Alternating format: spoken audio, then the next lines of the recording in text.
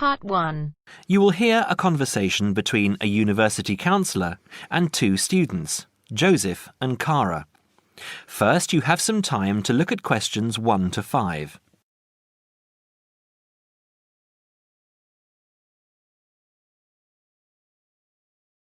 Now we shall begin.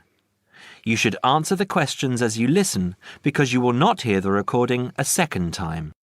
Listen carefully and answer questions 1 to 5. Hi, Joseph. How are you today? Fine, thanks. And Cara, how are you? Good. As we discussed on the phone earlier, I wanted to speak with both of you about the subjects you have chosen to study and how you are managing your time. Okay? Yes. I think so. Okay, so I'll start with Cara. You've been here for how many months now? I've been here for 6 months. How are you finding it? It's good. I'm enjoying the course. And what about life outside? Are you making friends and socializing? Not really. People here are quite closed. They don't talk to you. I see. So, what do you do after classes? I usually go home and study, and I might go out for a walk, but never really with anyone. Sometimes my roommate Louisa comes with me, but she always seems to be busy. How is this affecting your schoolwork? I don't think it is, but I miss home. Cara, what I suggest for now is that you look into joining one of the social clubs on campus. There are a variety of them. You can go camping, skiing, snorkeling, painting, dancing, reading, horse riding, rowing. There's a list on the school website. Have a look and work out which one you're interested in and which suits your timetable. You'll meet friends that way and people who have the same career interests as you. As for the subjects you've chosen for a career in microbiology, I think you should look into dropping one of your subjects and picking it up again next year as a minor. You have a lot on your plate, and this will just cause great pressure. It doesn't mean that you aren't coping, but you're doing about 10 hours more than the average student a week. Think about it, and we can make another appointment to discuss it. When are you free? I have an hour free usually on Wednesdays at 11:30. Okay, good. Come to my office at 11:45 and wait in reception. Okay? Okay, I'll see you then. Before you hear the rest of the conversation, you have some time to look at questions 6 to 10.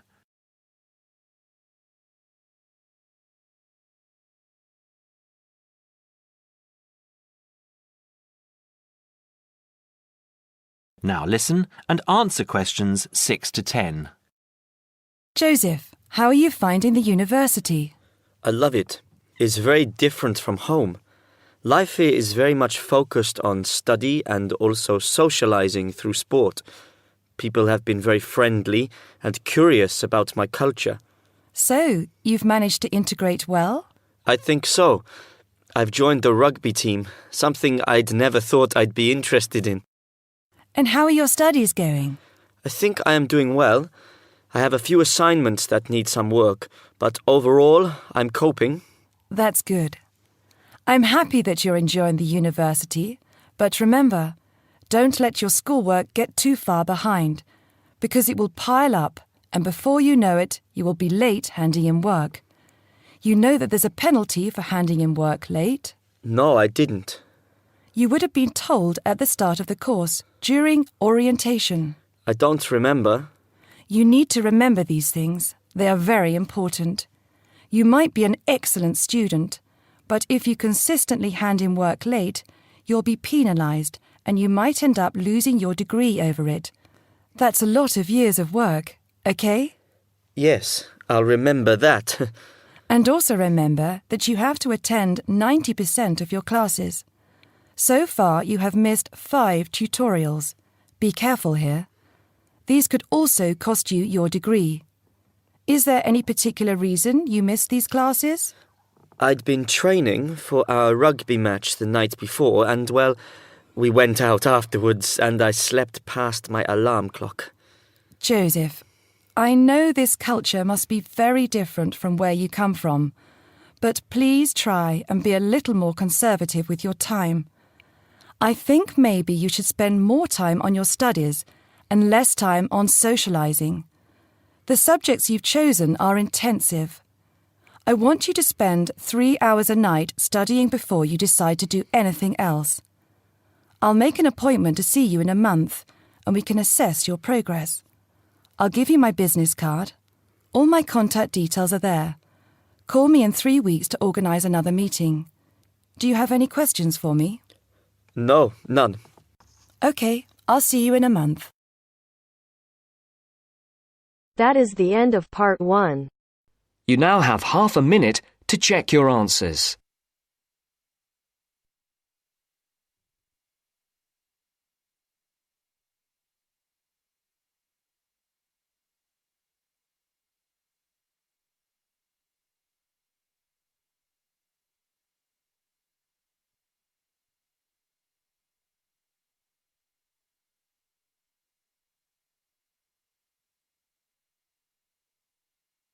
Now turns to part 2.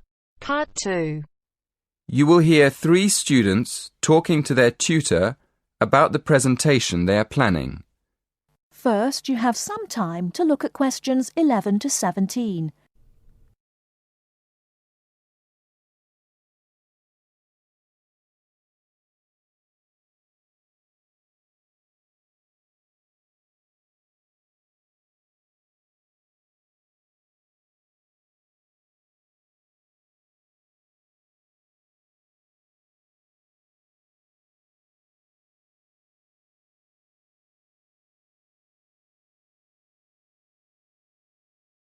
Now, listen carefully and answer questions 11 to 17.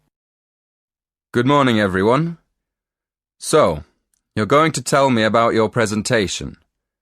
First of all, what's your topic? Did you say you were going to talk about the uses of mobile phones? Not exactly. We're actually going to explain the dangers of using mobile phones. Ah, okay. That sounds interesting. What are you going to discuss exactly? Well, we've planned to divide the presentation into 3 sections. We'll have an introduction explaining why we think it's important to understand the dangers of mobiles. Then, on the second slide, we'll have a list of the different types of danger. And then on the last slide, we're going to suggest ways of staying out of danger when you use a mobile. Yes, we want to start by telling the audience that using a mobile phone can be dangerous and then go into more detail in the next part. Okay, but before you talk about the dangers of mobiles, I think you should mention the advantages. You could put that in your introduction. It balances up the argument a bit. Oh, yes. I see what you mean. Right, we'll do that. So, shall we have a look at your presentation? Did you bring it with you? I've got it here on a memory stick. Can we show you on your computer? Yes, that's fine. Let's have a look. Right. As you say, you're going to add the advantages of using mobile phones to the first slide. Good. Who's going to explain the second slide with all the dangers? That's me. Do you think I've got enough detail? Yes. I think there's plenty of information, but I think it's all a bit mixed up at the moment. I mean, you've got dangers like getting headaches in the same list as having car accidents and being robbed in the street. They're all different types of danger, aren't they? I think you should divide them into groups, maybe under separate titles like health, accidents, and security. Oh, right. Yes, thank you. That'll make it much clearer to the audience. Okay. Now, in the third slide, you can put your suggestions for staying away from each of these dangers under separate titles. Before you hear the rest of the talk, you have some time to look at questions 18 to 20.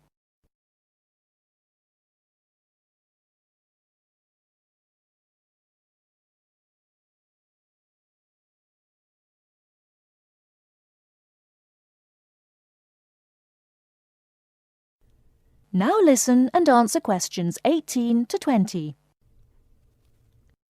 Have you got any other questions? Yes. The presentation should be for 10 minutes. Is that right? Yes. But 10 minutes in total, including 3 minutes for questions. So you'll only talk for 7 minutes. That's only 2 minutes each. We won't be able to say much in that time at all. That's why you have to plan what you're going to say carefully and make sure you only include the most important information. For instance, you won't have time to give examples, but you could put some images on your slides that show examples without spending time talking about them. Hey, that's a good idea. And the audience can look at them while we talk. And another thing, make sure all the slides have the same style. You should get together and agree on one style for the whole presentation. OK, we'll do that too. Thanks a lot for your help. That is the end of part 2. You now have half a minute to check your answers.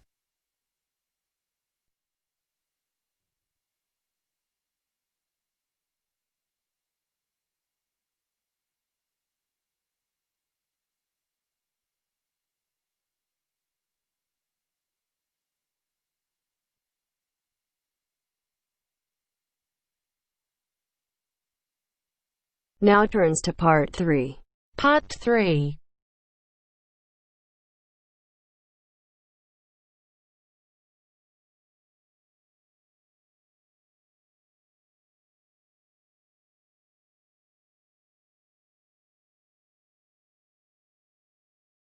You will hear a conversation between two students, David and Claire. First, you have some time to look at questions 21 to 24.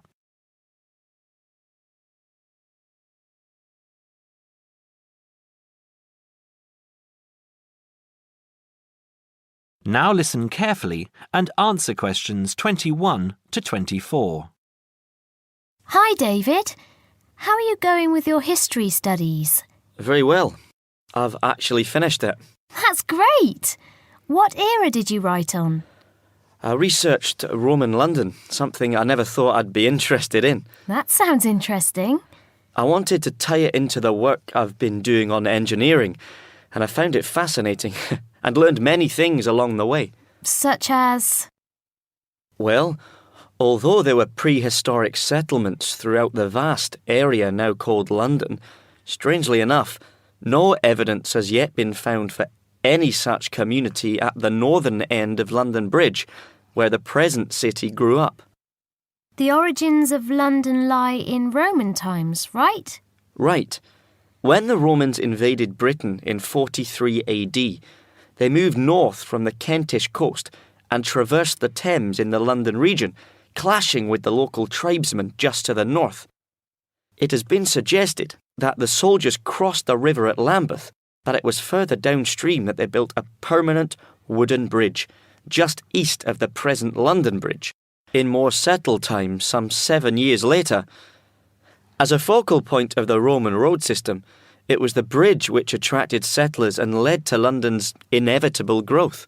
So, London Bridge has been there for hundreds of years? Yes, and though the regularity of London's original street grid may indicate that the initial inhabitants were the military, trade and commerce soon followed. The London Thames was deep and still within the tidal zone, an ideal place for the berthing of ships. What other industry did they have? Well, as the area was also well drained and low-lying, it was geologically suitable for brick-making. There was soon a flourishing city called Londinium in the area where the monument now stands. Londinium? That's Latin. That's what I thought too, but the name itself is Celtic, not Latin, and may originally have referred merely to a previous farmstead on the site. Before you hear the rest of the talk, you have some time to look at questions 25 to 30.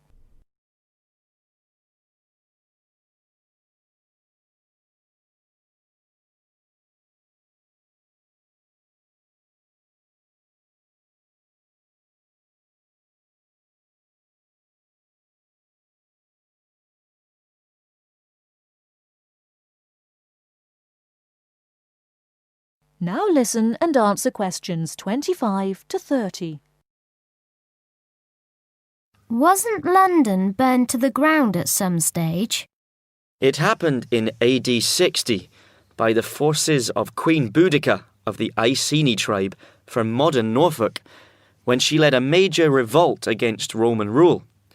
The governor, Suetonius Paulinus, who was busy exterminating the Druids in North Wales, marched his troops south in an attempt to save London, but, seeing the size of Boudica's approaching army, decided he could not mount an adequate defence and evacuated the city instead. Not everyone managed to escape, though, and many were massacred. What about the beautiful old architecture? Did you research that too? I sure did. The major symbol of Roman rule was the temple of the imperial cult. Emperor worship was administered by the provincial council, whose headquarters appear to have been in London by AD 100. A member of its staff, named Anancletus, buried his wife on Ludgate Hill around this time. Pagan worship flourished within the cosmopolitan city. A temple to the mysterious Eastern god Mithras was found at Bucklersbury House and is displayed nearby. I quite like St. Paul's. Traditionally, St. Paul's Cathedral stands on the site of a temple of Diana. Other significant buildings also began to appear in the late 1st century, at a time when the city was expanding rapidly. The Forum, a marketplace and basilica which housed the Law Courts complex at Leadenhall Market, was erected and then quickly replanned as the largest such complex north of the Alps. The Forum was much bigger than today's Trafalgar Square. Who was in charge of all the town planning at the time? Procurator Agricola. He encouraged the use of bathhouses and had a grand public suite made, which is now being excavated in Upper Thames Street. They were as much a social venue as a place to bathe. There was a smaller version at Cheapside, and in later centuries, private bathhouses were also built. Another popular attraction was the wooden amphitheatre, erected on the northwestern outskirts of the city. It's possible that gladiatorial shows were put on here, though lesser public sports, like bear baiting, may have been more regular. I thought that happened mainly in the Colosseum in Rome, but I guess London being settled by the Romans explains their lust for blood. That is the end of part 3. You now have half a minute to check your answers.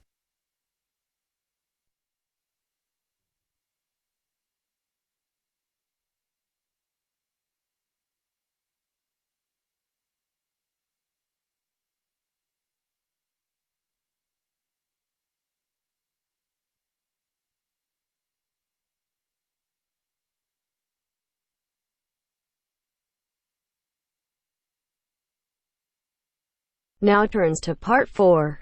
Part 4. Listen to the conversation between Andrew and Samantha. Complete the summary by writing one suitable word in the numbered spaces.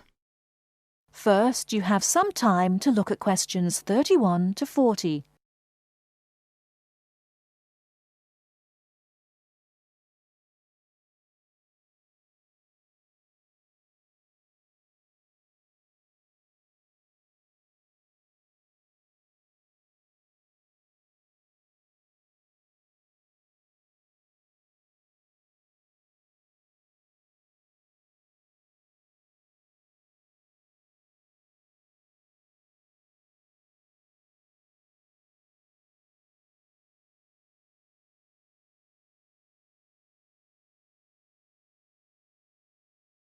Now listen carefully and answer questions 31 to 40. Does your work bring you into contact with many overseas students, Samantha? Occasionally. As you know, a solicitor's work is to advise people about their rights when they have any problems understanding how the law operates. They may need help because of injury to themselves or their property, if they've been attacked or robbed, for example. But these are not by any means the main problems I deal with. Really? We know more about crime, I suppose, because we read about it in the newspaper or see it on TV. What other things do people come to you for help with? There are lots of things which don't get nearly so much attention. Sometimes it's to do with relationships in the community, as when bills aren't paid, or contracted work isn't completed, or neighbours disagree. At other times, it's to do with people not understanding the law and their responsibilities, and this is probably where overseas students have the most difficulty. One interesting example is customs laws, something which every new arrival has to come up against. What is it that overseas students find most difficult to understand about Australian customs regulations? I think it's a shock to many people arriving here for the first time to find out how many things are prohibited. Everyday food items, for example. I mean, when I've been travelling overseas, I've been quite amazed at the lack of concern in some countries about food being brought in from other parts of the world without any check. You mean people arriving into other countries don't have to declare any foodstuffs at all? In some countries, there are lots of warnings about drugs and firearms, and there are usually limits on alcohol and tobacco, and perhaps perfume. But food's not mentioned. Yes, I suppose I never thought about it till I came here. You can take anything you like into England as far as food is concerned. You see, here, you can't even drive from one state to another with a few apples and oranges for the journey. There are signs to remind you not to bring any fruit into some states, though they don't usually search your bags unless there's a fruit fly epidemic or something. With those kinds of regulations between states, it's no wonder that they're so strict about what you can bring in from overseas. Of course, farmers would be wiped out if some pests were introduced which destroyed their whole crop. It's easy to understand why you should take steps to prevent that. And with food being such an important part of many cultures, it can be difficult for some people to realise they're not allowed to bring in delicacies from home for friends and relatives here. I'm defending someone at the moment who has exactly that problem. Oh, what happened? It's an interesting case.